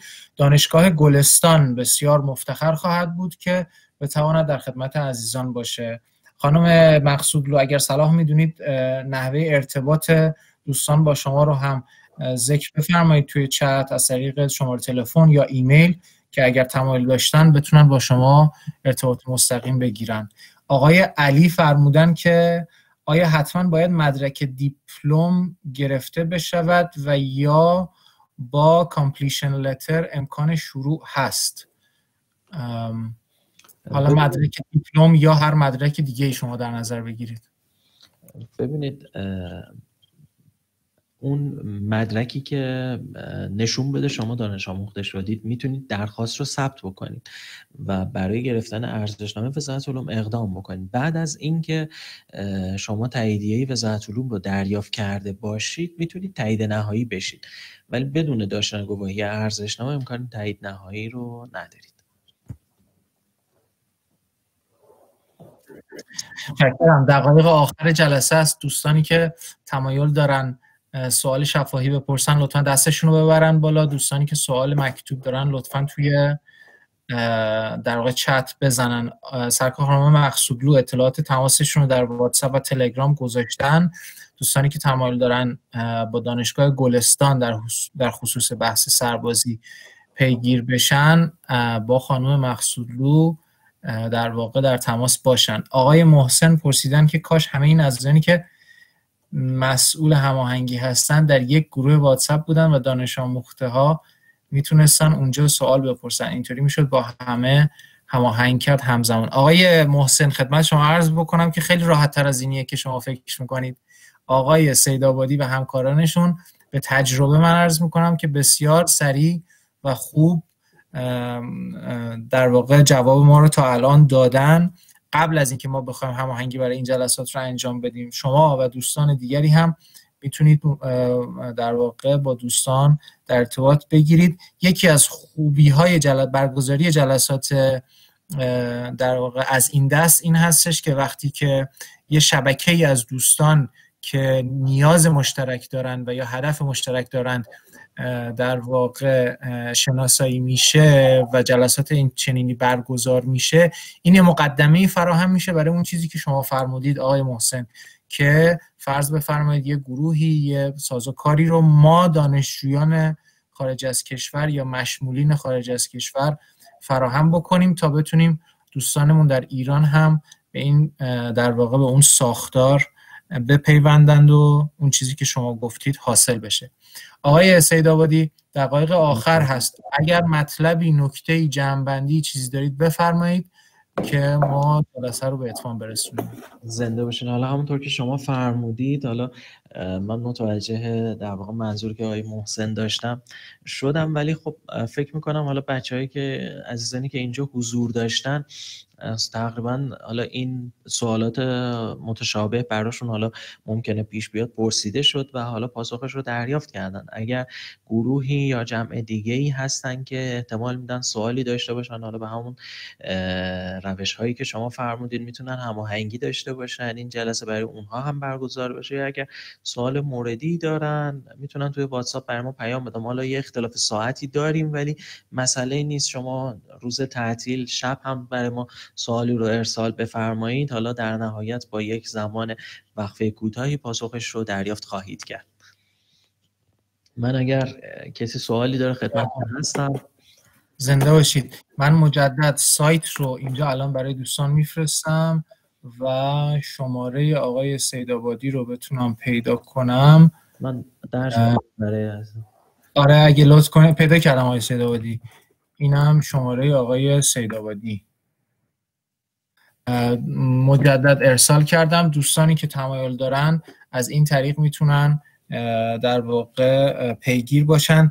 مجدد عرض میکنم خدمت همه دوستانی که تا الان در واقع در جلسه حضور داشتند، ما در واقع برای شرکت در استفاده از این بستای خدماتی و حمایتی حتما توصیه میکنم که در سامانه کانکت عضو بشید. هیچ هزینه‌ای نداره و بسیار راحت این اتفاق میفته، ولو اینکه در آینده بخواید از این بستای حمایتی استفاده بکنید. این یه نکته دوم این که ما سلسله جلساتی رو داریم برگزار میکنیم با دوستانمون در مرکز تعاملات که این جلسه دوم هست از 3 جلسه. جلسه بعدی هفته آینده شنبه 14 نوامبر به وقت آلبرتا ساعت 10 صبح، یعنی همزمان مثل این هفته آینده هم جلسه سوم خواهد بود که پیرامون جذب هیئت علمی، برگزاری سخنرانی‌های علمی و کارگاه‌های تخصصی، دوره‌های پسادکتری و فرصت مطالعاتی خواهد بود. اگر اشتباه نکنم در خدمت سرکار خانم قاسمی از مرکز تعاملات و همکارانشون خواهیم بود. میزبان این جلسه سوم هم دوستانمون در ونکوور مجموعه کاروان خواهند بود. از این جهت از همه دوستانی که در این جلسه شرکت کردن هم تشکر میکنم و هم ازشون خواهش میکنم که این جلسه سوم رو اطلاع رسانی بکنن از در واقع پلتفرم یا بستر مجازی 3 تشکیلاتی که عرض کردم: انجمن تسنیم در ادمونتون، انجمن ISA در کلگری و انجمن کاروان در ونکوور. میتونید اطلاعات جزئی تر رو به دست بیارید یا با ما در ارتباط باشید. لطفاً این جلسات رو اطلاع رسانی بفرمایید. آقای سیدآبادی، از شما و همه همکارانتون خیلی ممنونم. دیر وقت بود، فارغ در واقع ورای ساعت کاری و کارمندی بود. از شما خیلی ممنونم که دلسوزانه هم همراهی کردید با دوستان ما برای هماهنگی این جلسه و همین که تا این وقت شب در محل کارتون حضور به هم رساندید. از طرف ما از خانواده‌تون عذرخواهی بکنید. امیدوارم که این جلسه برای دوستانمون مفید بوده باشه در جهت باز کردن گره. هدفمون این نبود که صرفاً جلسه برگزار بکنیم برای برگزاری جلسه. امیدواریم که اتفاقات خوبی بیفته و در آینده نزدیک این آمار رو بتونیم از آقای سیدآبادی بگیریم که چه تعدادی از دوستان از این بحث‌های حمایتی استفاده کردند.